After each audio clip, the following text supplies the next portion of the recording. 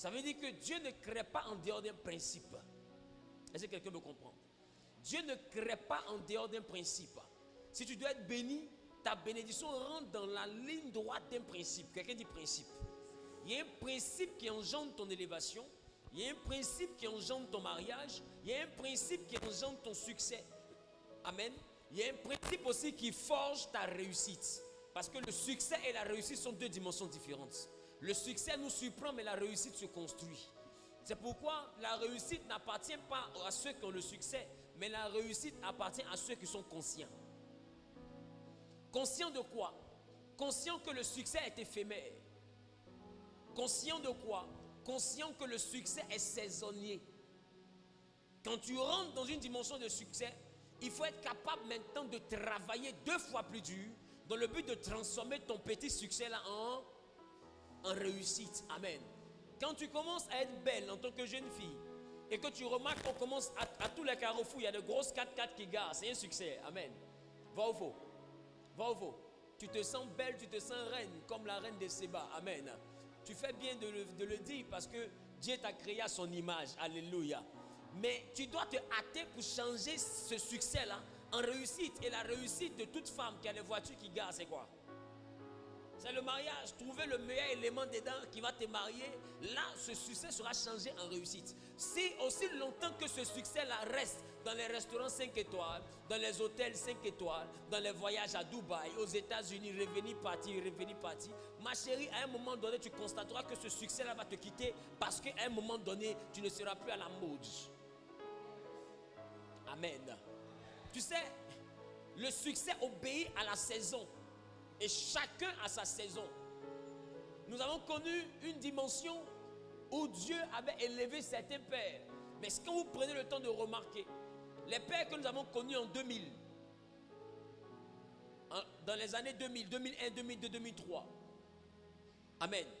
Si vous remarquez bien, vous allez comprendre ce que j'appelle le succès et la saison. À un moment donné, il y avait des noms qu'on ne pouvait pas passer 3 carrefours sans voir. Vrai ou faux? Vrai ou faux? Des hommes que Dieu utilisait et que Dieu continue à utiliser. Des gens qui prêchaient et qui continuent à prêcher. Et quand il dit prêcher, ce n'est pas des prédications superficielles. Ils ont des rémas puissants. Amen. Mais c'était pour une saison. Pendant cette saison-là, ils étaient à la tête de toutes les affiches, dans tous les programmes, dans toutes les veillées, dans les nations, les invités. Qui avait remarqué ça? Et à un moment donné, 2006, 2007, 2008, bim, la vague a commencé à descendre. Petit à petit, Dieu a commencé à forger une nouvelle équipe. On se comprend? Et cette équipe-là, elle est sortie avec de nouvelles têtes que nous continuons de voir jusqu'à présent. On se comprend? Mais je suis en train de vous dire qu'on va encore vers une autre saison où Dieu prépare encore une autre nouvelle équipe. Maintenant, le problème c'est quoi? Le problème c'est que beaucoup parmi ces repères des années 2000 ont disparu. Pourquoi? Parce qu'ils n'ont pas changé leur succès en réussite. Qui me comprend? Ça fait qu'aujourd'hui, on ne les entend plus. On ne les voit plus. Mais pour ceux qui n'ont pas réussi à bâtir quelque chose de solide, ils n'existent quasiment plus. Qui a remarqué? Bon, les chrétiens qui viennent d'arriver, ils peuvent pas comprendre de quoi ils parlent. Qui a remarqué de quoi je parle? Ils n'existent quasiment plus. Même quand on les voit sur une affiche, ça ne dit rien. Qui a remarqué? Parce que ce n'est plus leur saison. Il y a des visages, quand tu les vois sur l'affiche, tu as envie de partir. Parce qu'eux, ils sont dans leur temps. Et ils doivent changer cette saison-là en réussite. Je veux te dire comment Dieu bénit. La première chose que tu dois comprendre, c'est que Dieu, pour te bénir, Dieu ne le fait pas directement. La seule personne que Dieu a bénie directement, c'était Adam. Je veux vous dire, vous cherchez des choses qui ont quitté le ciel. Je reprends. Regarde ton voisin, dire on cherche des choses qui ont quitté le ciel. Viens Adam, viens-toi là. Écoutez-moi bien. Écoutez-moi très bien. Vous êtes Genèse, il faut qu'on vous forme. Amen. Dans tous les domaines d'activité, la loi que je vais vous enseigner est valable. C'est pourquoi tu dois bien t'asseoir Parce que si tu n'es pas concentré, tu risques d'être vraiment au pôle nord pendant que nous on sera au pôle sud. Amen. Écoute-moi. Voici Adam. Dieu fait Adam à son image. Et la Bible dit que l'Éternel le bénit. C'est ça? Il les a bénis en disant: soyez féconds, multipliez, remplissez, assujettissez la terre. Donc Dieu libère un potentiel qui fait d'Adam maintenant une autorité, qui fait d'Adam maintenant un dépositaire de quelque chose. Mais une chose qui a quitté Dieu pour venir dans la vie de l'homme. Et puisque Dieu ne se répand pas de son don, la seule manière qu'il avait d'arrêter l'homme n'était pas de le défaire de cette autorité, mais c'est d'envoyer le déluge pour anéantir. Parce que ce que Dieu donne, il a donné. Est-ce que quelqu'un me comprend? Est-ce que quelqu'un me comprend? Dieu a donné le pouvoir à l'homme. Et quand l'homme a mangé le fruit, Dieu va dire: voici que l'homme est devenu comme nous en ce qui concerne le bien et le mal. Empêchons. Dieu n'a pas dit dépouillons. Il dit: empêchons l'homme de manger du fruit de la vie et de vivre éternellement. Ça veut dire que Dieu même comprend que ce qu'il a donné à l'homme, non seulement il ne peut plus se dédier, il ne peut plus retirer, mais maintenant s'il ne l'empêche pas, l'homme risque de devenir comme lui. Je vous assure, depuis que Dieu a béni Adam, il y a une chose qui nous sépare de Dieu, c'est la mort. Il faut écrire.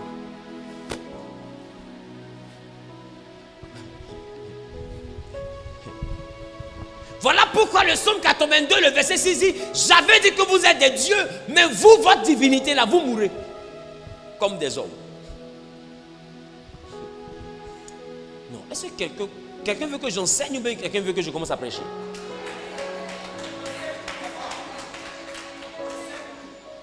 On dit: vous allez bientôt partir à l'université, non?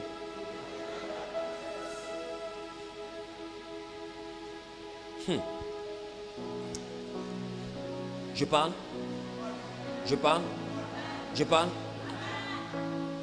Qu'est-ce que je disais tout à l'heure? Nous sommes des dieux. C'est-à-dire que tu suis vraiment. Mais nous mourrons comme des hommes. Mais si vous remarquez bien, Dieu lui-même a donné ce principe dans le jardin. Il dit: l'homme est devenu comme nous. Ça veut dire que je suis puissant. Je l'ai rendu puissant. Je domine, je lui ai donné aussi la domination. Maintenant je connais le bien et le mal. Avant il ne connaissait pas, c'était moi ce que je connaissais. Maintenant il connaît ce que je connais.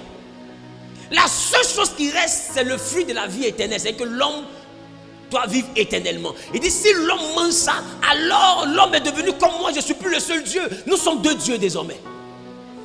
Donc la seule chose pour le maintenir homme, c'est de le condamner dans la mort et l'empêcher de prendre le fruit de la vie éternelle. Donc Dieu bloque l'homme pour ne pas que l'homme mange et que l'homme devienne totalement comme lui.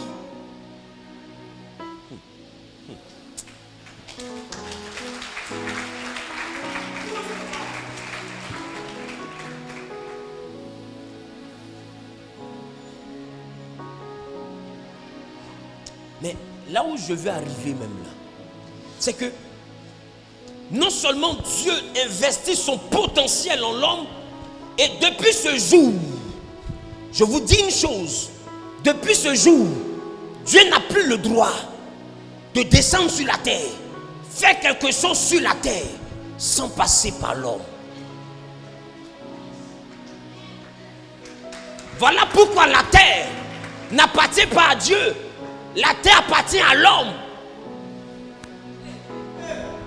Écoute, je peux acheter une voiture, c'est moi qui ai acheté. Ou bien je peux fabriquer une voiture, mais dès l'instant que je te la donne, que tu fais la mutation, juridiquement parlant, ce n'est plus ma voiture, c'est ta voiture. Je suis le créateur, mais tu es le propriétaire. Donc, Dieu est le créateur du monde, mais l'homme est le propriétaire. Parce que quand Dieu a fini de créer, il a donné à l'homme un titre de propriété qui fait que l'homme peut agir ici. Donc quand Dieu descend sur terre, il n'est plus dans sa juridiction. Alors il a besoin d'un homme pour envoyer lui son règne à se manifester. C'est pourquoi Dieu veut qu'on puisse prier. Amen. Dieu veut qu'on puisse prier. Parce que si tu ne pries pas, il ne peut pas venir. Yes. Si tu ne pries pas, il ne peut pas descendre. S'il ne descend, attends, s'il descend sans qu'un homme ne parle, il viole la juridiction. Yes. Pour qu'il agisse, il faut qu'un homme l'invite. Parce que c'est lui qui a créé, mais c'est plus chez lui. Ton papa t'a donné ta voiture, c'est ta voiture. Il n'a pas le droit de prendre par le supermarché quand il a envie. La politesse voudrait qu'il demande au moins la permission. Mais chérie, ma voiture a un problème. Est-ce que je peux prendre ta voiture pour partir? Ou bien mon fils, je vais prendre ta voiture rapidement pour faire une course. Il a besoin de ton approbation. Oh, c'est pas lui qui a acheté, pas toi qui as acheté, c'est lui qui a acheté. C'est pourquoi quand Dieu lui-même a voulu sauver les hommes, il était obligé de se faire homme. Amen. Parce qu'il ne peut pas se faire Dieu et puis agir sur la terre des hommes. Donc il devait prendre la forme acceptée par la juridiction terrestre pour ne pas violer le protocole. Sinon Satan a accusé Dieu d'infraction à la constitution. C'est ça. Parce que tu sais que la terre appartient aux hommes. Donc si tu veux les sauver, tu ne dois pas descendre en tant que Dieu. Tu dois être capable de descendre en tant qu'homme. Voilà pourquoi Jésus était 100% homme et 100% Dieu. Parce que Dieu, pour descendre et pour agir, devait se faire homme. Amen. Lisez la Bible, vous n'allez jamais voir Jésus se dire fils de Dieu publiquement. Jamais. Celui qui a dit à Jésus tu es le fils de Dieu, c'était Simon. Il dit pour nous, tu es le fils du Dieu. Il dit ça, c'est pas la chair ni le sang qui t'ont révélé ces choses, mais c'est mon Père. C'est-à-dire que c'est un secret. Mais humainement ici, je suis un homme. C'est sous l'identité d'homme que je peux agir ici. Amen. Donc ça là, il faut garder ça pour toi. Mais lisez très bien, quand il était dehors, il disait toujours le fils de l'homme est venu chercher ce qui était perdu. Il s'appelait le fils de l'homme. Parce qu'il sait que s'il n'est pas le fils de l'homme, il ne peut pas mener ce combat. Ce que tu cherches n'est plus entre les mains de Dieu. Hey. Ce que tu cherches est entre les mains des hommes. Yes. C'est la raison pour laquelle la réponse à la prière d'un homme, c'est l'apparition de notre homme. Aïe, aïe, aïe, aïe, aïe, Si aïe, Dieu aïe, doit aïe. te bénir, il va faire apparaître quelqu'un dans ta vie. Amen. Attends, les gens ne sont pas en train de s'aimer, donc ça me dit qu'ils ne vont pas recevoir aussi des connexions. Hey. Maman reçoit les connexions. Que Dieu te donne les hommes qu'il faut. Amen. Hey! Est-ce que je peux accélérer? Accélère, papa. La réponse à la prière d'un homme, c'est l'apparition d'un autre homme. Tu veux voyager, il y a quelqu'un qui a le voyage que tu dois faire là entre ses mains. Il y a quelqu'un qui a la clé de ton voyage entre ses mains. Il y a quelqu'un qui a la clé de tes affaires entre ses mains. Si cette personne-là, tu rentres en contact avec elle, il y a des marchés qui vont s'ouvrir rapidement parce que Dieu a posé cette bénédiction-là dans sa vie. Maintenant, la chose que je vais t'envoyer à réaliser, c'est que la bénédiction est dans la vie d'un homme. Donc, est-ce que je suis en train de dire comme ça que Dieu ne bénit plus? Hey. Mais est-ce que ce n'est pas la chose que je suis en train de dire? Parce que si ma théorie est juste, c'est que Dieu ne bénit plus.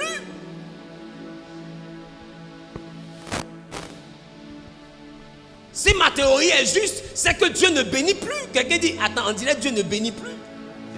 On dirait que Dieu ne bénit plus. Qui est d'accord avec ça? Qui n'est pas d'accord avec ça? C'est pas grave, lève ta main. Notre conflit va finir tout à l'heure. Voilà pourquoi Galate dit, nous sommes héritiers selon la promesse faite à Abraham. Dieu ne bénit pas, mais il promet.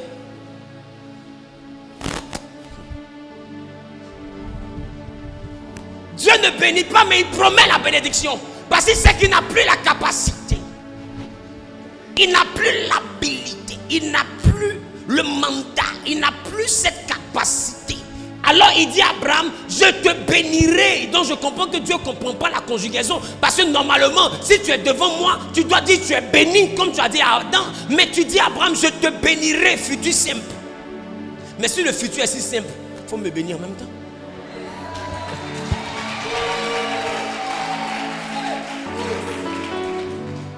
Dieu dit à la mère de Jacob, le plus petit sera plus grand, mais pour qu'il soit grand, il fallait que ce soit un homme qui le bénisse. Isaac. Et c'est quand l'homme l'a béni, Jacob, que Dieu se présente après à Jacob. Est-ce que je suis en train de dire comme ça que Dieu ne bénit pas?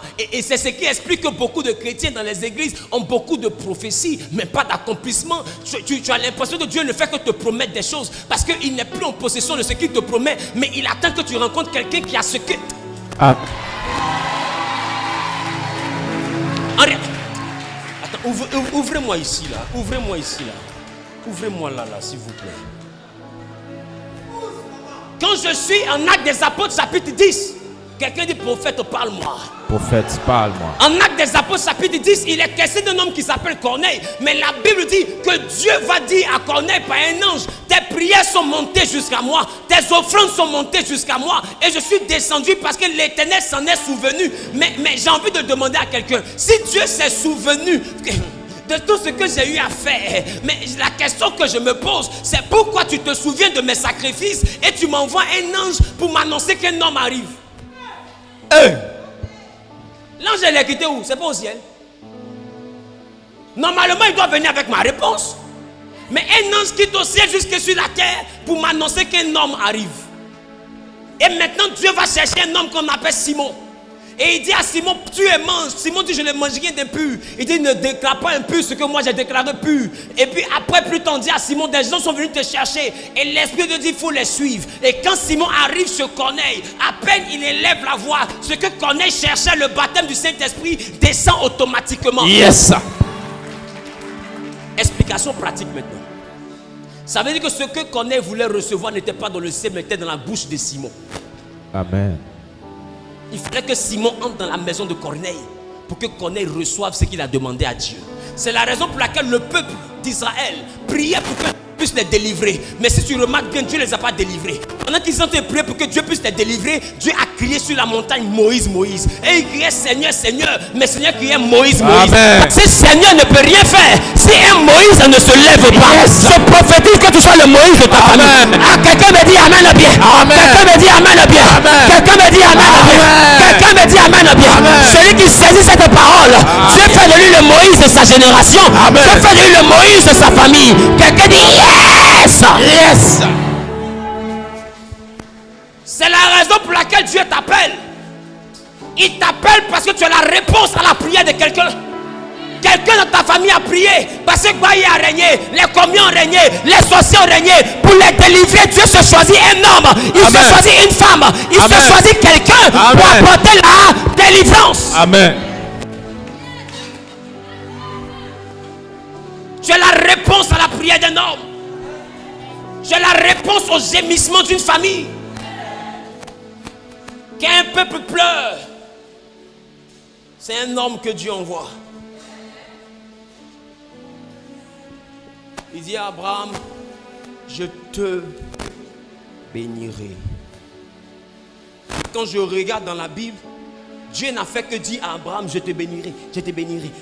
Tu auras enfant, tu auras enfant, tu auras enfant, tu auras enfant 5 ans, tu auras enfant 10 ans, tu auras enfant 15 ans. Abraham est fatigué du futur. Parce que toujours quand le gars là vient, il conjugue au futur. 15 ans, il dit encore, je le rencontre encore, il dit, tu auras enfant, ça fait 20 ans. Tu auras enfant, 24 ans. Il dit, Abraham, je vais te donner un enfant. Il dit, mon ami, ton CD là, il n'y a pas l'autre là-bas. Depuis j'ai 75 ans, tu me dis, j'aurai. Demain ne meurt jamais. Parce que depuis je remarque que toujours tu me mets à demain. Toujours tu me mets à demain. Toujours tu me mets à demain. C'est mieux, je me suis débrouillé pour faire Ismaël. Il faut prendre Ismaël pour être mon successeur. Il dit non, tu auras un enfant. Et Dieu. Il y a des personnes ici qui ont des prophéties de 10 ans, 15 ans. Et à chaque fois que les prophètes viennent, ça vous dit, tu seras une grande femme d'affaires. Dieu ne peut pas te bénir, ne peut que te promettre. Alors Dieu va promettre à Abraham des enfants. Mais remarquez bien, la seule fois où Abraham va rentrer dans l'accomplissement de sa promesse, c'est quand Dieu va arrêter d'être sur la montagne et il va prendre la forme des hommes pour venir chez Abraham. Yes, sir. Quand 3 hommes sont rentrés chez Abraham, qui a lu? Amen. Quand les 3 hommes sont rentrés chez Abraham, c'est eux qui lui ont dit maintenant, l'année prochaine, quand les hommes arrivent, Dieu précise la date. Quand les hommes arrivent, Dieu précise la date. Quand les hommes arrivent, Dieu précise la date. Amen. Ça veut dire que Dieu donnait le futur parce qu'il n'avait pas encore trouvé un homme qui allait préciser la date. Ce matin, il y a un homme qui est venu pour préciser la date. Amen. Oh, quelqu'un n'a pas bien dit amen. Amen. J'ai dit, si tu me donnes un amen qui me niamentise, je vais donner la date. Je vais donner la date. Parce qu'il m'a appris que sur la terre, j'ai le pouvoir. Si tu me donnes un amen bien, je vais donner la date. Amen. Ah, je prophétise qu'avant la fin de l'année, que tu sois dans le mariage. Amen. Je dis avant la fin du mois d'août, que tu sois dans le travail. Je dis le mois d'août est le mois de l'embauche pour toi. Amen. Je le déclare ma qualité de prophète. Amen. Celui qui dit il est propriétaire de cette parole. Amen. Au nom suprême de Jésus. aussi longtemps qu'un homme n'était pas apparu, Dieu conjuguait le futur. Mais quand les hommes sont rentrés chez Abraham, Dieu a signifié la date. Il dit l'année prochaine. Ça veut dire qu'au moment où tu m'entends là, elle est enceinte.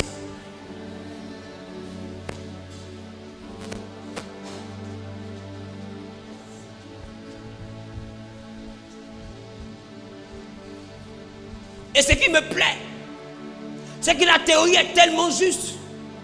Parce que Gabriel qui est venu dans le Nouveau Testament, est-ce que vous savez que Gabriel prenait des formes humaines? Voilà pourquoi en Daniel va dire l'homme Gabriel. Parce que pour venir donner à Daniel ce que Daniel avait demandé, Gabriel a pris une forme humaine. Parce que dans la juridiction, les anges ne peuvent pas descendre pour agir sans l'intervention des hommes. C'est pourquoi Dieu nous appelle. Parce qu'il a besoin de nous pour que la porte soit ouverte. C'est pourquoi il dit nous sommes la lumière. C'est à cause de nous que lui, sa lumière descend. Amen. C'est pourquoi Jésus dit quand vous priez, dites à Dieu, notre Père tu es dans les cieux, mais nous t'invitons pour que ton règne vienne. Tant que quelqu'un ne l'invite pas, son règne ne descend pas. Amen. Un homme doit l'inviter. Ton problème c'est que tu as l'impression que c'est Dieu qui va s'inviter dans ta vie. Non, c'est à toi de lui dire, hé mon gars, il est temps que tu rentres maintenant. Amen. Jésus traverse la frontière, il arrive là-bas et il décide de se reposer. Mon ami, tu es Dieu, tu te reposes quand on n'existe pas. Mais quand on existe, aussi longtemps que notre joie n'est pas parfaite, tu n'as pas le droit de te reposer. Yes. Parce que nous... Écoute, est-ce que vous savez que le principe du repos de Dieu obéit à la perfection? Tant que ce n'est pas parfait, Dieu ne se repose pas. Regardez la création. Chaque jour, il vérifie que ce soit parfait avant d'aller dormir. Et le lendemain, il venait pour faire une nouvelle chose. Donc quand Dieu descend dans ta vie, aussi longtemps que ta vie n'a pas encore atteint la dimension de la perfection, tu ne dois pas lui donner de repos. Et il sait que tu ne peux pas lui donner de repos. Il ne peut pas prendre de repos aussi longtemps que ton mariage n'est pas venu, ton voyage n'est pas venu, tes enfants ne sont pas venus, ta réussite n'est pas venue, tes affaires n'ont pas marché. Il ne peut pas prendre de repos. Amen. Voilà pourquoi la Bible dit, il ne sommeille ni ne dort. Pas parce qu'il ne veut pas dormir, parce qu'il ne peut pas dormir. Ça veut dire que depuis dans le ciel, Dieu est en train de tourner en rond. Ma fille, il est temps qu'elle se marie. Il tourne, mon fils, il est temps qu'il soit millionnaire. Mais qui enverrai-je? En Ésaïe, il a dit, qui enverrai-je? Qui marchera pour moi? Il y a quelqu'un qui doit marcher pour envoyer ton entreprise à décoller. Il y a quelqu'un qui doit venir. Amen.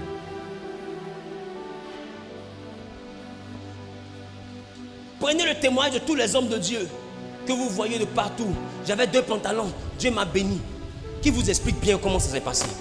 Il y a des hommes qui sont rentrés dans leur vie. Yes. Il y a des hommes qui sont rentrés dans leur vie. Écoute, la plus belle femme ne donne son monde que ce qu'elle a. C'est sa beauté. Et l'homme ne donne que ce qu'il a eu. Est-ce que quelqu'un me comprend? Donc quand tu vois des gens quitter la boue comme ça, puis un coup ils sont milliardaires, il faut savoir qu'il y a des hommes qu'ils ont croisés. Parce que regarde, je te prêche, ça te fait du bien. Mais tu ne peux pas me donner 100 millions. Parce que tu ne les as pas. Mais il y a quelqu'un d'autre qui peut écouter ce message. Il va dire, pasteur, ce message est trop fort. Voici un chèque de 2 milliards. Parce qu'il les a. Donc tu vois que notre élévation dépend des hommes qu'on rencontre. Yes. Ça t'a touché. Des fois même c'est presque ton transport. Ton dernier billet de 500 tu l'as mis là-bas parce que quelque chose t'a touché. Parce que c'est ce que tu as que tu peux donner. Voilà pourquoi la loi du voisin était importante pour Dieu. Il a dit en Égypte que chacun aille chez son voisin. Non, celui qui était voisin aux pauvres a volé la pauvreté. La Bible dit que chaque Israélite devait aller chez son voisin pour prendre des vases d'or, d'argent et d'argile.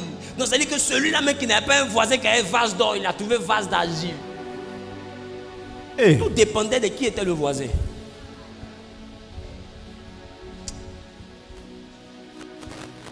Et quand je lis la parole, je comprends que Dieu dit à Abraham, je te bénirai, je te bénirai, je te bénirai. Mais un jour, Dieu envoie Melchisédek. Et la Bible déclare que Melchisédek bénit Abraham. Yes. Yes. Donc ça veut dire que le futur que Dieu conjuguait là, Melchisédek l'a conjugué au présent.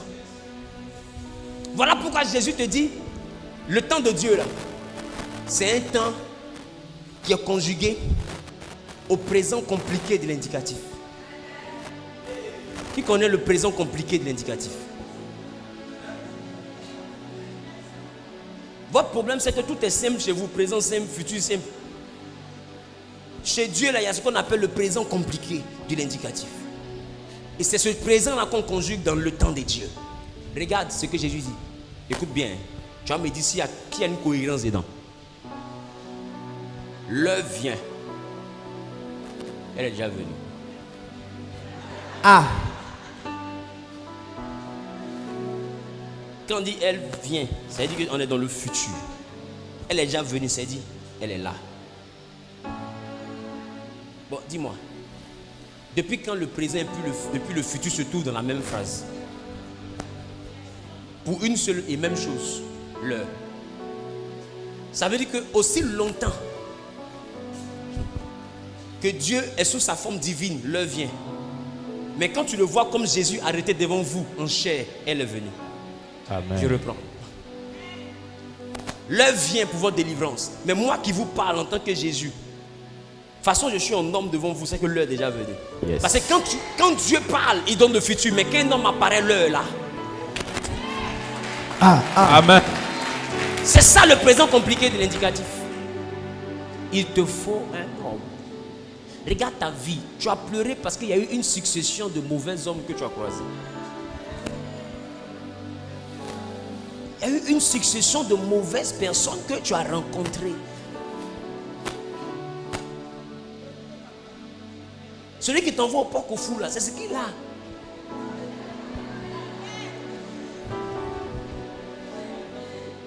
Il y a des filles moins belles que toi qui n'ont même pas la grâce que tu as, mais qui sont dans les Range Rover Abidjan parce qu'ils ont rencontré des gens qui ont la capacité de donner Range Rover. Toi tu as rencontré qui? Et tu appelles la bénédiction a déménagé. Ce que tu dois chercher à dire à chaque fois, Seigneur, fais-moi rencontrer les hommes qu'il faut. Ceux qui transportent ma bénédiction. Amen. Ils sont où? Regarde, en ce qui concerne même notre richesse, la Bible dit, ils amasseront les trésors des nations. Pour nous, c'est-à-dire qu'il y a quelqu'un qui est en train d'amasser pour Zawi. Non, mon argent n'est plus au ciel. Mon argent est dans la poche de quelqu'un qui est en train d'amasser. Yes. Toi, tu cherches quoi au ciel?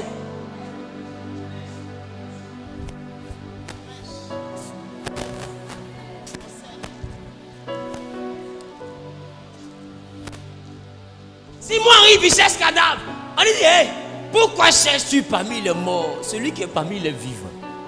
Tu cherches quoi au ciel pendant que c'est ici la terre?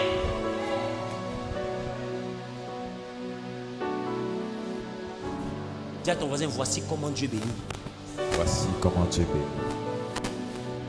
Qui comprend le message là? Amen. Dieu ne fera que te promettre.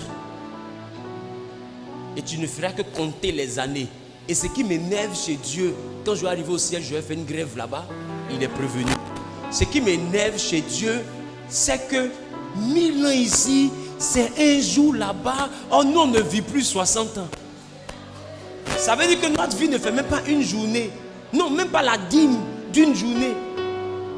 Donc ça veut dire que quand lui dit j'ai attendu un jour, ça veut dire que aïe, aïe, aïe, aïe, aïe, aïe. Ça veut dire que le gars, il n'est pas bien. Les gens ont souffert de l'esclavage pendant 430 ans. On lui dit il souffre, ça fait même pas encore un jour. Donc, tant que tu ne dis pas à Dieu d'actualiser son calendrier, de faire la mise à jour,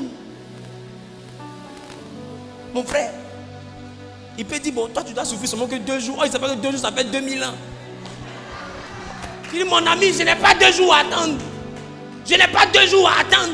Voilà pourquoi je t'ai parlé de Jacob. Jacob dit, hé, je n'ai pas 2... Attends, arrête ça. Tes histoires de promesses d'Abraham, là, tu m'arrêtes ça. Et Jacob a pris Dieu en otage. Michel même cherche Dieu dans le ciel. Le trône est vide. On dit, mais qu'est-ce qui se passe? On dit, le boss est descendu. Il s'est déguisé en homme, mais malheureusement, il y a un homme qui l'a capturé. Qu'est-ce qu'on fait? Mon ami, quand on tient ton patron en otage, si tu viens tirer, c'est que tu es un psychopathe. Parce que tu peux rater le bandit et puis tuer le patron. Yes. Okay. Alors, je te bénirai, dit monsieur, je te bénirai. Stop toi ici. Bénis-moi. Ton futur là, c'est mon grand-père qui attend ça. Moi et toi, on va vivre un présent que tu n'imagines même pas. Sinon, considère que je viens de payer ta dot, le ciel sera vide. Ce que Satan n'a pas pu faire, je vais le faire. Le trône sera vide. Il dit le jour se lève, il dit mais après le jour, vient encore la nuit. La nuit, ils vont encore se coucher. Et puis, ils vont nous voir ici. Tu as vu le quartier là? Le matin, ce ne sera pas moi ceux que tu vas devoir bénir. C'est tout le monde. Parce qu'ils vont savoir que c'est toi. Parce que tiens-toi bien, je vais leur dire que c'est toi. Hey! Si tu es malin, si toi-même tu t'aimes là, bénis-moi. Il faut me bénir. Et tu sais pourquoi Dieu n'a pas pu tuer Jacob? Parce qu'un homme avait déjà béni Jacob. Voilà pourquoi Dieu ne pouvait que le frapper, mais pas le tuer. Parce que Dieu ne tue pas celui qui a été déjà béni. Hey. C'est pourquoi Isaac va dire à Ésaü, je l'ai béni, aussi sera-t-il béni. Parce qu'une fois que la bénédiction est relâchée, c'est fini, on ne touche plus. Alors il dit, mon ami, ce qui est bien, c'est que il y a quelque chose qui est là. Je n'étais pas attrapé avec des ailes. J'étais attrapé avec des bras, des pieds, une tête. C'est-à-dire que où on est là, tu es devenu l'homme comme moi. Et tant que tu as la forme humaine, je sais que le futur n'a plus son sens. Ce n'est que le présent que tu conjugues. Amen. Alors, sous ta forme humaine, je peux te prendre en otage pour que tu arrêtes ton futur hypocrite et que tu me ramènes au présent sincère et l'indicatif. Dis-moi la chose pour que je te laisse. Sinon, tu auras la mort d'un homme béni sur ta conscience. Il a pris Dieu en otage. Et écoutez ce que Dieu dit. Il dit, on t'appellera Israël car tu t'es battu avec Dieu et les hommes. C'est pour dire que c'était 2 dimensions. La divinité mais cachée dans une humanité. Jacob n'a pas attaqué sa divinité. Jacob a attaqué sa forme humaine et ça a enfanté le miracle. Écoute-moi. Toi tu te bats avec Dieu mais tu te bats pas avec les hommes. Et c'est la raison pour laquelle, pour que Dieu puisse facilement nous exaucer, il nous a envoyé sa forme humaine. Pour que passant par sa forme humaine, qu'il ait le droit d'agir dans notre humanité. C'est pourquoi Christ a été un homme. Amen. Toi qui écrit les prophéties, il faut bien écrire. Tu vas les écrire jusqu'à avoir 70 ans. Lui-même, regarde ce qu'il dit de la prophétie. Il dit, si elle tarde. Attends. On va bouger. Attends. Elle s'accomplira certainement. Mais il n'a pas dit de ton vivant. Hein. Est-ce qu'il a dit de ton vivant? Certainement. C'est-à-dire, peu importe qui ça a trouvé là, ça s'accomplit. Et si tu sais qu'il y a des prophéties, quand Dieu les donne, c'est pas à toi il parle, c'est à ton arrière-petit enfant il parle, mais dans tes yeux. Il dit, je sonde les cœurs et les reins. Il dit à Abraham, je ferai de toi le père d'une grande nation. Alors quand je regarde, Abraham n'était pas le père d'une grande nation. Abraham était le papa d'Isaac. Isaac, tu connais Isaac? Tu connais Isaac? Tu connais pas le petit là? Abraham était le papa de l'enfant là. Et Isaac n'était pas une nation. Isaac c'était un enfant. On dit nation lorsque c'est un peuple. Voilà pourquoi Isaac n'était pas la nation. Et Abraham n'est pas le père de la nation. Abraham est le père de la promesse. Mais à qui Dieu parlait? Dieu ne parlait pas à Abraham. Dans les reins d'Abraham, il y avait Isaac. Et dans les reins d'Isaac, il y avait Jacob. Voilà pourquoi Dieu va dire à Pharaon par Moïse, laisse partir Jacob, Israël mon peuple. Israël est mon fils premier-né. Ça veut dire que la nation, c'était la nation d'Israël. Aucune nation sur la terre ne s'appelle la nation d'Abraham. Donc ça veut dire que Dieu promettait une nation à Abraham, à Israël, à Jacob, en regardant Abraham. Il y a des choses que Dieu est en train de te dire, c'est même pas à toi il parle. Tu veux que je t'enseigne le langage prophétique, je te parle maintenant. Il y a des choses qu'il est en train de te dire, c'est même pas à toi il parle. Des fois il dit tu seras ministre, c'est même pas de toi il parle. Il regarde dans ton ventre là-bas, il y a un enfant. Et il regarde l'enfant à cause de tes sacrifices, il dit tu seras ministre. Mais c'est pas toi il voit, c'est l'enfant là il voit. Amen. Et ce qui est bizarre, c'est que toi tu prends prophétie de ton enfant pour mettre sur ton mes notes. Mais lui il dit c'est une promesse, elle s'accomplira certainement. Jacob était la nation, mais Abraham n'a pas vu Jacob. Alors je comprends pourquoi, pour montrer la nation d'Abraham, Dieu a dit à Abraham, lève les yeux vers le ciel. Parce que la nation d'Abraham n'était pas Israël. La nation d'Abraham se bâtit dans un quartier du ciel qu'on appelle le sein d'Abraham. Amen. C'est pourquoi il a dit à Abraham, pour compter tes enfants, tu dois lever les yeux vers le ciel. Parce que toi, ta nation n'est pas de ce monde. Toi, ta nation, elle est en haut. Donc ceux qui meurent dans la foi vont dans un endroit qu'on appelle le sein d'Abraham. Et c'est là-bas que Dieu bâtit la nation d'Abraham. Mais la nation terrestre n'appartient pas à Abraham, elle appartient à Jacob. Qui est le dépositaire de ton héritage? Qui est le dépositaire de ta bénédiction? Quelqu'un quelque part habilité à te bénir.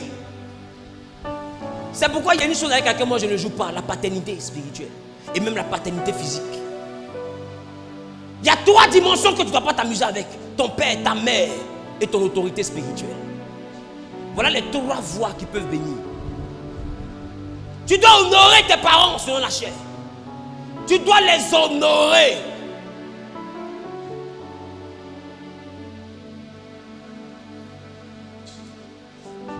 La bénédiction est une parole, mais c'est une parole chargée de quelque chose que tu ne maîtrises pas.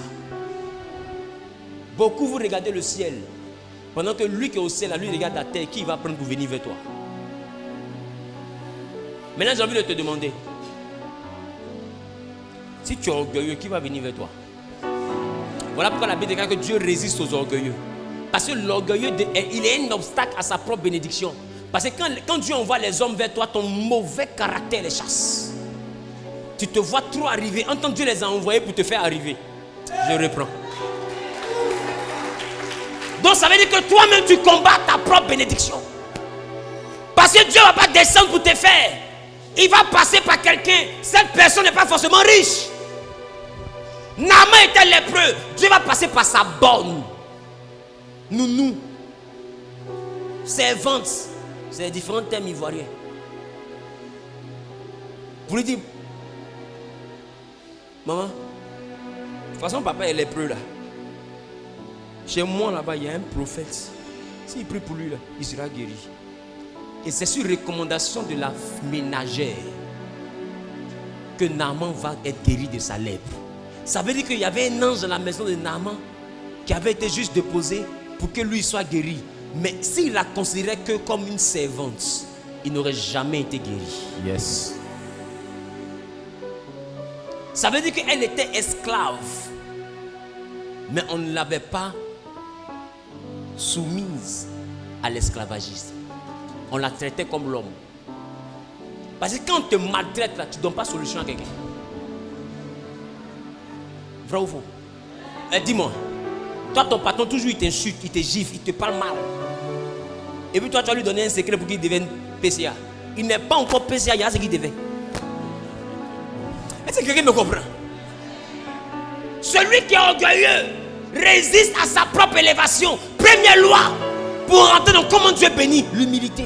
Voilà pourquoi il dit l'humilité précède la gloire. Comment je vais chez mes pères, je ne joue pas avec. Non. Vous allez voir, ils vont venir ici. Je ne joue pas avec. Même mon oncle même qui vient ici, vous avez vu comment je le respecte. Imaginez-vous mon père.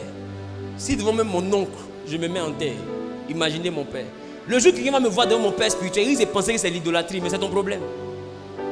Parce que je sais que dès l'instant que tu dis que quelqu'un est ton père et que Dieu le reconnaît comme étant ton père, la bénédiction qui a déménagé du ciel rentre dans sa vie. Amen. Hey, on ne joue pas avec ça. Tes parents biologiques ne jouent pas avec eux. Tes parents dans la foi ne jouent pas avec eux. Parce que la bénédiction est une promesse dans la bouche de Dieu, mais dans la bouche des hommes.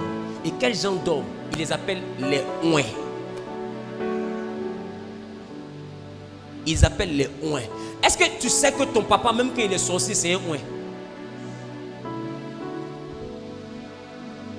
Qui c'est ça? Ah, qui pensait que c'est son pasteur seulement qui était ouin? Que Dieu te libère. Je te dis que tes parents aussi sont des ouins. Ouin là, ça signifie choisi. Un ouin, c'est un choisi. Or Dieu dit avant que je ne t'eusse formé dans le ventre de ton père, de ta mère plutôt, je te connaissais. C'est-à-dire que depuis le ciel là-bas, il a déjà choisi qui est ton papa. Il a choisi qui est ta maman. Maintenant, c'est à toi de choisir qui est ton ami. Je dirai pas. Donc ça veut dire qu'il y a deux ouins que Dieu t'impose à la naissance. Ton père et ta mère. Il y a d'autres ouins que Dieu t'impose. C'est ouins, c'est serviteurs. Donc il y a trois types de ouins dans la vie. Qui me comprend? C'est pourquoi même le père de Jacob, pour bénir, il était obligé. On se comprend? Il était obligé de demander à ce que Jacob réjouisse son cœur. Mais c'est pas là que je vais aller. Est-ce que vous savez pourquoi la bénédiction de Jacob était le changement de son nom? Parce que la première bénédiction fonctionnait avec lui. Mais c'est quelqu'un d'autre qui récoltait. Pas Laban. Ça c'est un mystère que je n'ai jamais enseigné. Jacob travaillait, mais il y a quelqu'un qui mangeait à sa place. C'était le propriétaire du nom qu'on avait béni. Souvenez-vous, le père était aveugle. Il a demandé qui est-il? Il dit je suis Ésaü ton fils. Voilà pourquoi Ésaü était absent, mais il est devenu plus fort que Jacob. Yes. Parce que Dieu bénit un nom. C'est pourquoi il a dit à Abraham, je te bénirai, je rendrai ton nom, pas toi, je rendrai ton nom grand. Donc quand la bénédiction touche un nom, tous ceux qui portent ce nom là sont grands. Amen. Donc Jacob a commis l'erreur de donner le mauvais nom.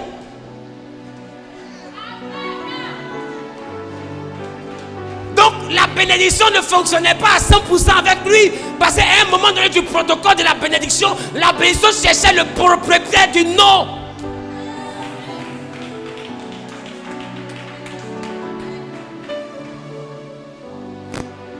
C'est pourquoi quand Dieu te bénit, il bénit jusqu'à la 4e génération. Parce que ce sont ceux-là qui portent ton nom.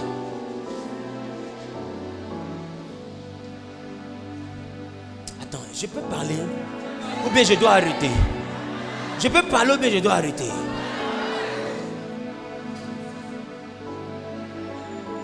Alors le jour Jacob a eu la capacité de rencontrer une deuxième personne qui voulait le bénir. Quand on lui a demandé quel est ton nom, j'ai commis l'erreur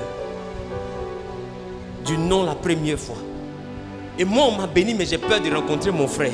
Oh, on ne l'a pas béni. Mais ce qu'ils oublient, c'est que c'est lui qu'on a béni parce que c'est le nom là qu'on a béni.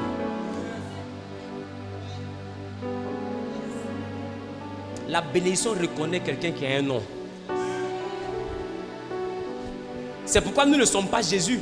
Mais la Bible dit que Jésus a posé sur nous son nom. Donc on est béni de la bénédiction de Jésus parce que son nom est déjà béni. Donc quand son nom descend sur nous, nous sommes maintenant propriétaires de toute sa bénédiction. Yes. Donc vous voyez que le nom transporte une gloire de foi que tu ne mérites pas.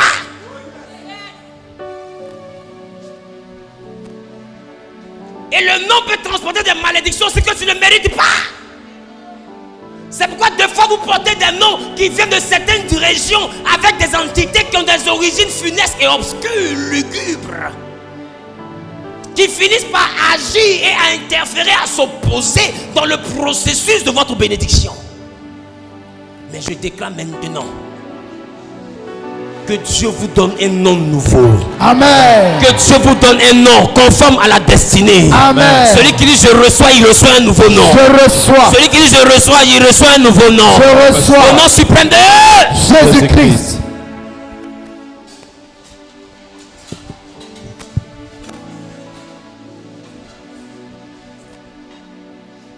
Est-ce que j'ai parlé à quelqu'un?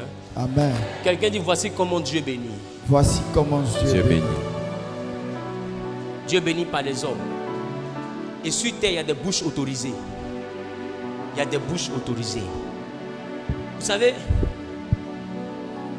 je n'ai pas béni beaucoup de personnes dans mon ministère.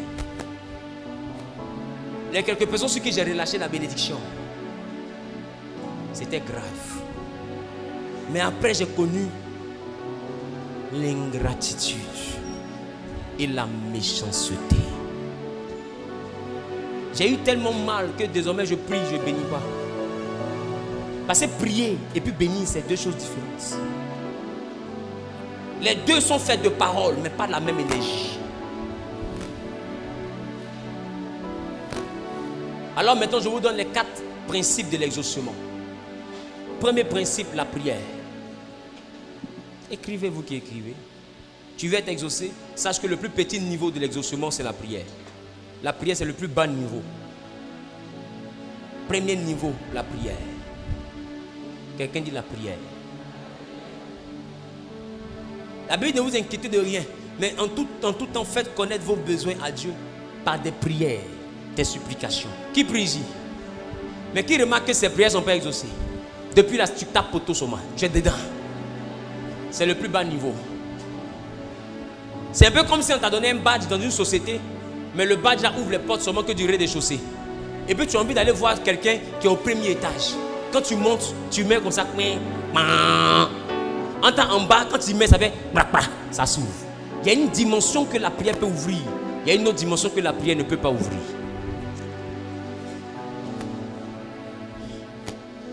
Est-ce que je parle? Vous voulez que je vous enseigne, mais que je vous laisse comme ça? Vous qui venez dimanche, c'est vous Genèse, c'est vous qui doit construire. La prière, c'est le plus bas niveau. Tu restes dans la prière, mon fils, tu vas vivre étant frustré.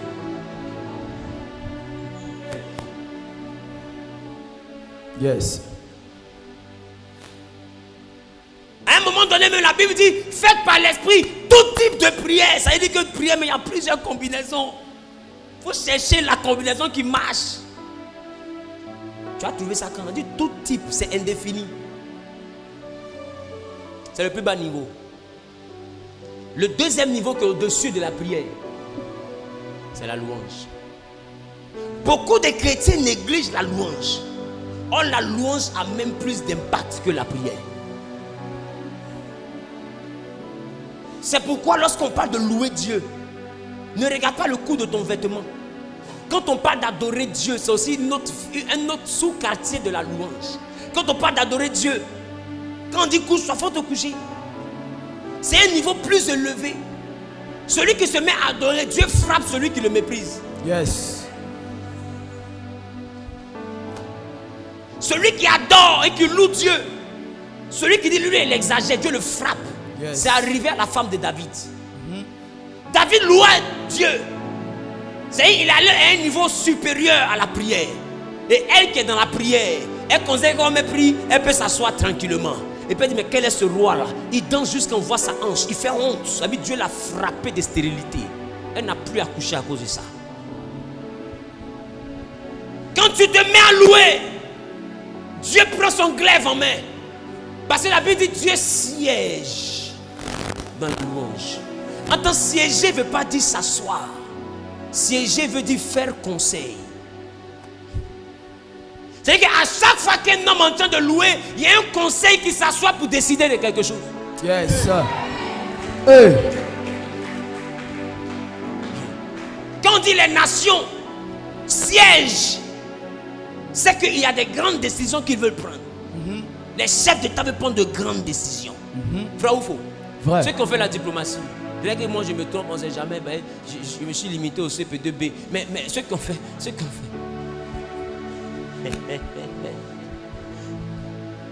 qui ont fait la diplomatie savent de quoi je parle. Quand on dit des nations sont en train de siéger, c'est que ce n'est pas pour boire café.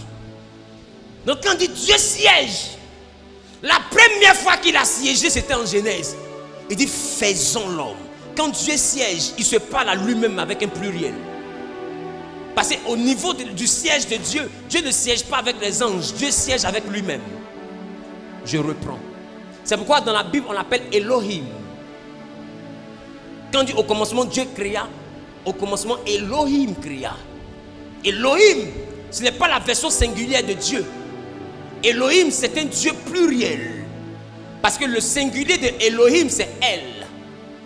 Elohim, c'est le pluriel de Elle. Quand on dit El Shaddai, c'est la version singulière de Dieu. Mais quand on dit Elohim, c'est la version plurielle de Dieu. Donc quand Dieu dit faisons l'homme, on a l'impression qu'il parle à tout le monde. Oh, il se parle à lui-même parce qu'il est trinitaire. Il est trinitaire. Mais pourquoi trinitaire? Parce que tout comme l'homme, Dieu a l'esprit, il a le corps et il a l'âme.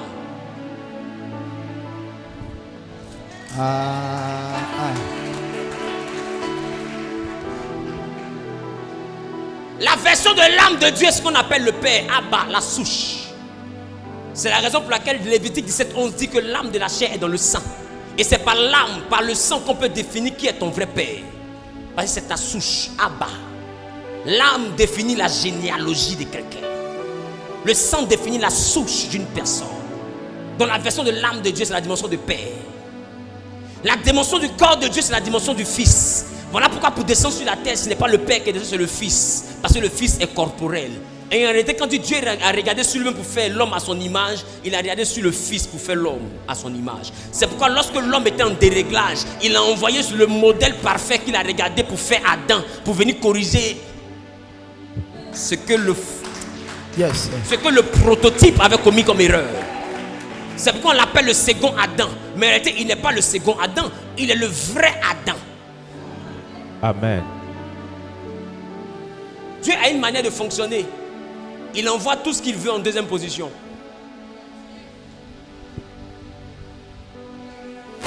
C'est pourquoi il dit la fin vaut mieux que le commencement. Parce que ce que lui veut là, il envoie ça toujours en dernière position. Yes. Il n'envoie jamais ça en première position.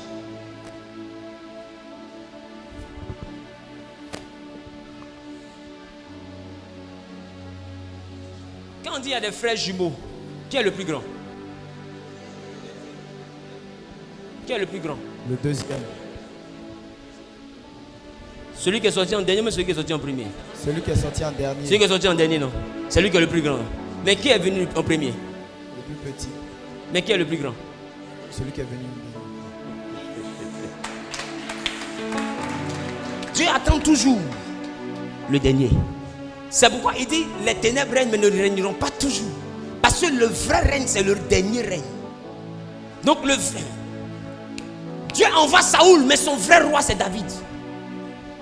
J'ai envie de te dire, le choix de Dieu ne dépend pas de ta sanctification. Parce que Saoul n'a jamais péché. Saoul a commis l'erreur de laisser quelqu'un vivre. Ah, Moïse dit tu ne tueras pas. Saoul a laissé quelqu'un vivre. Dieu le rejette pour ça. Mais j'ai envie de te dire, Dieu ne le rejette pas parce qu'il a laissé quelqu'un vivre. Dieu utilise le prétexte pour le rejeter. Parce que j'ai envie de te dire, Dieu ne rejette jamais quelqu'un qu'il a vraiment choisi. Il peut châtier mais il ne rejette pas. C'est pourquoi il a frappé David mais n'a jamais rejeté David. Yes. En tant que David, c'est le seul qui a violé tous les 10 commandements multipliés par 100. Hey. Mais Dieu l'a toujours appelé l'homme selon mon cœur. Donc si on regarde entre Saoul et puis David, qui craint Dieu? C'est Saoul. Saoul a laissé un seul homme vivre, on l'a rejeté. David a tué Marie de quelqu'un pour prendre sa femme. David a brûlé les villages philistins pour bâtir sa richesse. Hey. David a fait des choses ignobles. Dieu lui dit de l'homme selon son cœur. Mais avant la mort de David, David décide de construire le temple. Dieu dit à David, je refuse que tu construises ton temple parce que tu es un assassin. Tu es un homme de sang. Il y a le sang dans tes mains. Donc c'est-à-dire que Dieu reconnaît qu'il y a le sang, mais il aime. L'amour de Dieu ne dépend pas de tes efforts. Arrête de penser que ton erreur envoie Dieu à te détester. L'amour de Dieu n'est pas un sentiment. L'amour de Dieu est une nature. Yes. Amen. Un sentiment peut changer à cause de ce que tu as fait. Un sentiment peut grandir à cause de ce que tu fais. Mais une nature ne change pas malgré la méchanceté qui est en face. C'est pourquoi Dieu nous aime malgré nos forces et malgré nos faiblesses. Et il est prêt même à prendre nos faiblesses pour confondre les choses qui sont fortes. Yes. Quelqu'un dit Amen. Amen. Amen.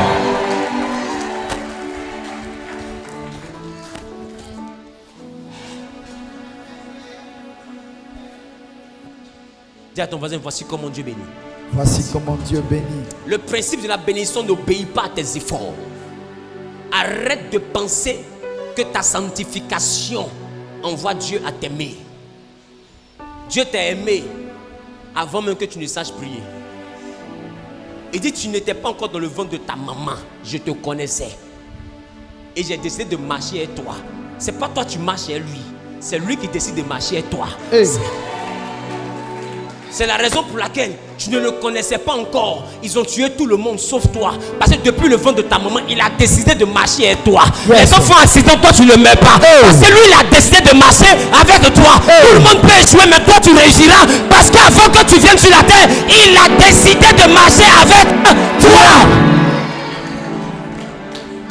Quand il décidait, là, tu ne savais pas jeûner. Quand il décidait, tu ne savais pas prier. Frère.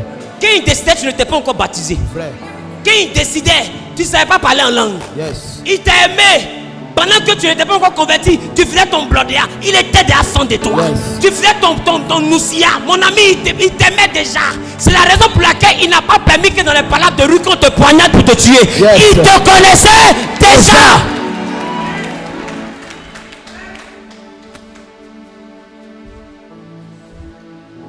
Alors on me dit qu'à ceux qu'il a connus d'avance. Tes parents t'ont connu ensuite. Mais lui, il t'a connu d'avance. C'est Dieu qui t'a présenté à ta maman. Je reprends.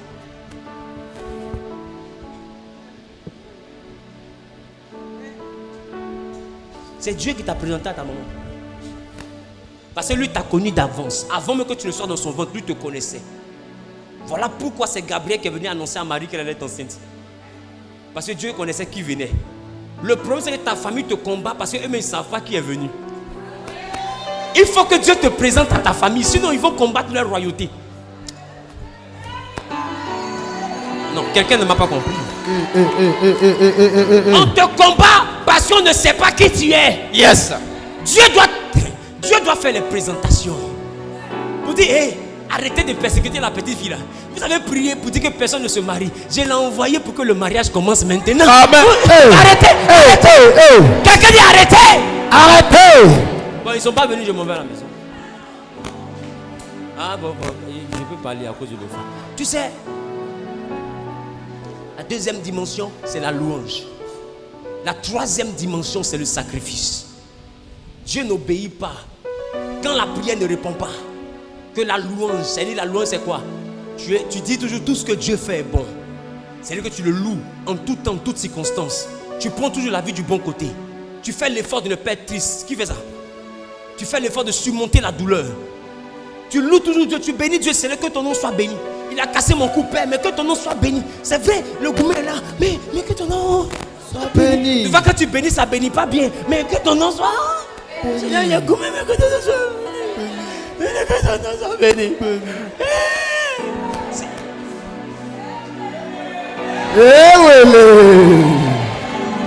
La dimension de la louange nous envoie bénir Dieu même quand c'est grisillon. C'est mérasé. Quelqu'un dit c'est mérasé. C'est mérasé. En tout temps, on bénit Dieu. Mais depuis on bénit aussi, ça ne change pas. Qui a remarqué ça? Il y a des gens qui bénissent et puis ça change. Mais il y en a qui ne font que bénir Dieu, mais au lieu de changer, là, c'est maintenant même qu'on veut te chasser même. Ma chérie, c'est que la bénédiction, c'est que la louange ne suffit plus. Tu dois aller au niveau supérieur. Yes. Et le niveau supérieur, c'est le sacrifice.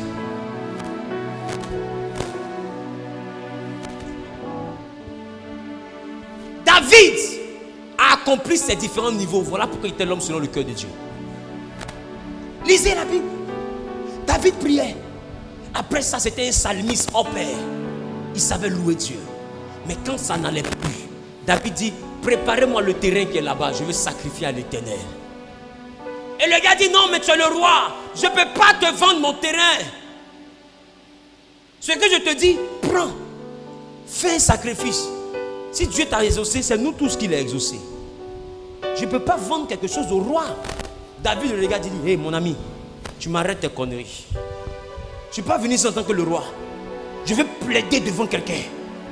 Ce quelqu'un-là, quand la prière ne marche pas, quand la louange ne marche pas, c'est le sacrifice. Voilà pourquoi la Bible dit, il n'y a donc pas de pardon sans effusion de sang. C'est-à-dire que quand tu vois que tu as prié, il ne te pardonne pas. Tu danses, c'est bizarre. Il faut que le sang coule.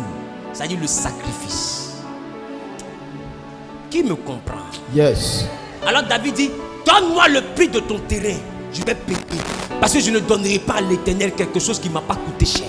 Yes. Et vous voyez que souvent les musulmans le font. Quand il veut qu'une porte s'ouvre, il fait un sacrifice. Prépare, les gens viennent manger. Vous pensez qu'il y a partage de riz là, parce que j'ai envie d'être UNICEF ou bien l'ONU. Hey. J'aspire à une nouvelle dimension. Voilà. Je vous dis en même temps, allez-y priez pour moi. Je veux une onction où tu n'as pas besoin de toucher quelqu'un. Si vous remarquez, depuis j'ai commencé à expérimenter ça un peu. Parce que c'est ce que je négocie. Je dis, je ne veux plus avoir besoin de toucher quelqu'un. Imposer les mains là, ça donne la paresse, c'est trop lent. Ils sont 2000. Je ne vais pas passer mon temps à toucher la tête de tout le monde. Je veux une onction supérieure. Parce que toucher puis le malade est guéri, c'est une chose. Déclarer puis tous les malades sont guéris, c'est une autre chose. Hey. Ça. Et j'ai dit à Dieu, Seigneur, pour ça là, je vais sacrifier. Chaque samedi, je vais donner la nourriture à 200 personnes. Je prends l'engagement. Et ça n'a rien à voir avec mes pères. Vous savez pourquoi l'évêque Kandé même? À chaque fois que je le vois, il y a offrande. Chaque fois. Oh, c'est pas mon père. C'est le petit frère de mon père. Mais je reconnais la grâce qui est dans sa vie. La Bible dit, on donne à celui qui a. Moi, quand je te regarde, que je vois qu'il y a quelque chose en toi qui est mystérieux, qui est surnaturel, c'est à toi que je donne. Ce n'est pas un cadeau, c'est un investissement. Yes. Parce que l'offrande permet de se connecter à l'aura. Pas à la personne, à l'aura de la personne. L'énergie qui gravite autour de la personne. Voilà pourquoi la Bible dit, on donne à celui qui a. On ne sacrifie pas n'importe où. Et ce qu'il a dit hier, c'est un principe. Tu ne peux pas donner à quelqu'un qui ne ressent pas ce que tu es devenu. Tu ne dois pas donner à quelqu'un qui ne ressent pas ce que tu veux devenir. Parce que le sacrifice, c'est une monnaie d'échange. Ce n'est pas que le fait de jeter. Non, c'est un troc.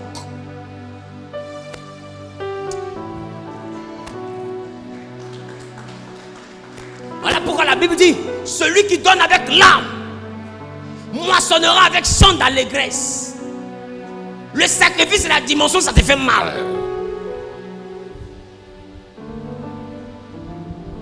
Et il y a une chose qui est vraie que je vous dis. Quand Dieu ne répond pas à la demande, comprenez qu'il ne résiste pas à l'offrande. Je réponds. Quand Dieu ne répond plus à la demande, c'est-à-dire que quand tu demandes et puis il ne fait plus, sache ce qu'il va faire si tu offres. L'homme de Dieu a dit, ils ont fait combien d'années pour recevoir le document? 3 ans, non? 3 ans. Mais tu sais, en plus de le respect, tu sais ce qui a ouvert les portes? C'est l'offrande. Parce que j'ai vu que dans ce tome, il y a quelque chose. Il y a quelque chose qui m'appartient. Quand je viens que je le croise comme ça, même quand j'arrive au cours, quand je monte dans son bureau, 50 000. Quand il parle encore, ça me touche 50 000. 50 000. Il ne donne pas 10 000. 50 000. Il dit 50 000. Il dit, mais Zahir, toi, tu me fais peur. Il n'y a pas peur de ça. Il n'y a pas peur de ça. Mon cœur ne coupe pas dans ça. Même pas 2 mois. Ils sont quittés ici, non? Même pas 2 mois. Et ça, c'est rien. Il y a plus grave qu'ils sont en train de négocier encore pour moi. Pourquoi? Parce qu'il a vu que le petit là, il s'est arraché. Il est violent. Et ce qu'eux ils vont me donner là, ce n'est pas la prière qui va me donner ça. Ce n'est pas la prière. Quelque chose qui est dans la main de quelqu'un ne prie plus pour avoir. Trouve la manière pour prendre. Yes. C'est dans la main de quelqu'un, tu vois la personne, tu es prié. Tu es prié qui? Tu ne le bénis pas, il envoie quelqu'un pour te bénir. Non, quand la personne vient que le paquet est dans ta main, arrête de prier, trouve la stratégie. Ruth a dit à Naomi, maman, je crois que j'ai découvert celui qui peut nous sortir de la misère. Parce que mon beau-père est mort, mon mari est mort, mon beau-frère est mort. Toi, tes 3 mains sont morts, c'était ton mari plus tes 2 enfants. On n'a rien au carré. La vieille, c'est chaud, c'est mélangé. On fait comment? Elle dit, va glaner dans le champ de Boaz. Ruth s'en va et glane. Elle revient et dit, mais maman, le gars là, c'est bon. Ça peut aller. Si on va là-bas là, c'est bon. Quelqu'un va comme ça. C'est bon. C'est bon. La Bible dit que Naomi va lui dire, ma petite, il est temps maintenant qu'il te coach. Parce que au stade où ça arrive, ça ne dépend plus de Dieu. Ça dépend de nous maintenant. Quand tu localises qui a ta bénédiction, ça ne dépend plus de Dieu. Ça dépend de toi. Bartimée a localisé que Jésus est son miracle. Il n'a pas dit, Seigneur, ouvre les portes. Il dit, Jésus, tu dois t'arrêter. Tu as quelque chose qui m'appartient, tu vas où? Tu vas où? La Bible dit que Naomi va dire à Ruth, quand il dort, le soir là, il faut soulever la couverture. Dis à ton voisin, stratégie. Stratégie. Il faut soulever la couverture. La nuit il fait froid. Quand le vent va le taper, tu surveilles. Il ne faut pas dormir, tu as compris? Qui a lu? Il dit, il ne faut pas dormir, tu as compris? J'ai compris. Soulève. Quand il aura bien froid, il va se réveiller. Dès qu'il se réveille, c'est là que tu parles. On ne parle pas à n'importe quel moment. Ton problème, c'est que tu demandes quand Boaz ne s'est pas encore réveillé. Voilà pourquoi les gens te refusent des choses. Même quand quelqu'un vient te dire je te veux là, il y a un moment pour demander. Tu demandes quand il dort. Il faut.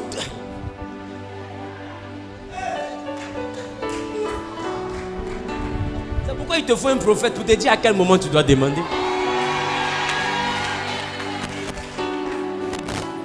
Il dit vous demandez, vous n'êtes pas exaucé parce que vous demandez mal.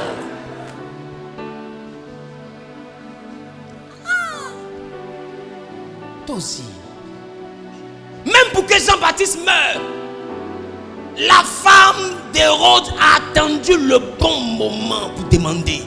On ne demande pas à n'importe quel moment. Elle l'a guetté. Elle dit tiens, va danser. Et la fille a dansé, la stratégie. Elle a dansé jusqu'à... Et puis Hérode dit, demande-moi tout ce que tu veux. Quand même ça serait la moitié du royaume, cela te sera accordé. Et puis elle vient dire à sa maman, maman, il a dit de demander. Elle dit maintenant c'est bon. Il ne veut pas faire mourir Jean-Baptiste. Il trouve le moyen pour que Jean-Baptiste reste en prison. Va lui demander la tête de Jean-Baptiste maintenant même sur un plateau. Il y a une heure où tu dois demander pour que tes ennemis tombent. On ne demande pas à n'importe quel moment. Il y a un moment où on prépare le terrain. Et il y a un autre moment où on demande. Tu vois quelqu'un qui peut te donner une maison, tu lui demandes transport. Que posséder, ça c'est les alliances de famille qui te fatiguent. Ça c'est les démons de famille, que les hôtels maléfiques parlent contre toi. Il n'y a pas une autre manière de voir ça.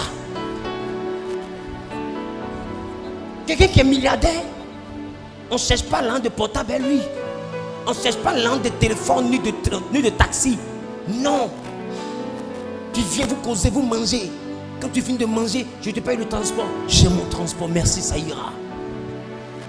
Mon ami, pas parce que je ne veux pas, il y a un temps pour te demander. Je refuse pour que le jour où je te demande que tu ne refuses pas. Parce que tu sais que je ne t'ai jamais demandé.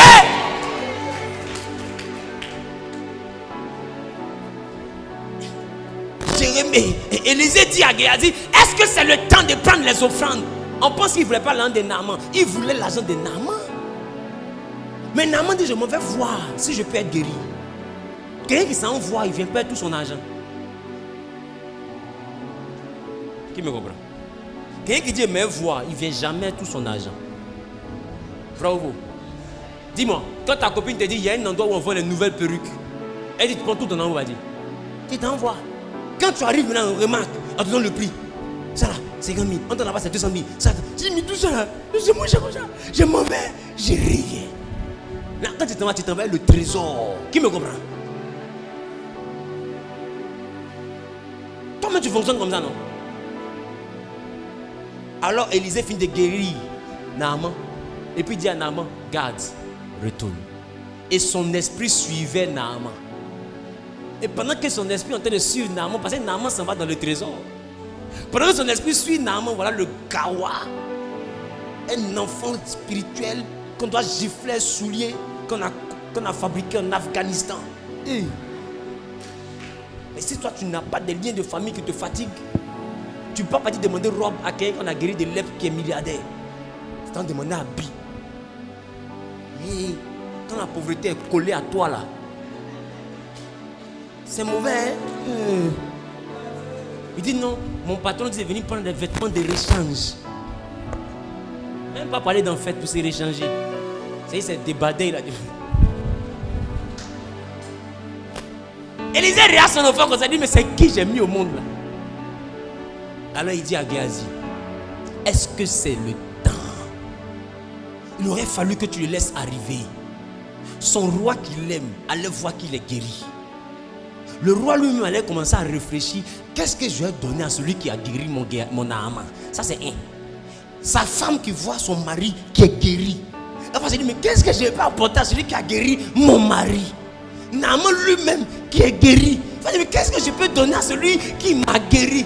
Le roi d'Israël, on l'a menacé de guerre si Naaman ne guérit pas. Lui m'a dit, hé Élisée, tu es mon sauveur. Qu'est-ce que je peux te donner?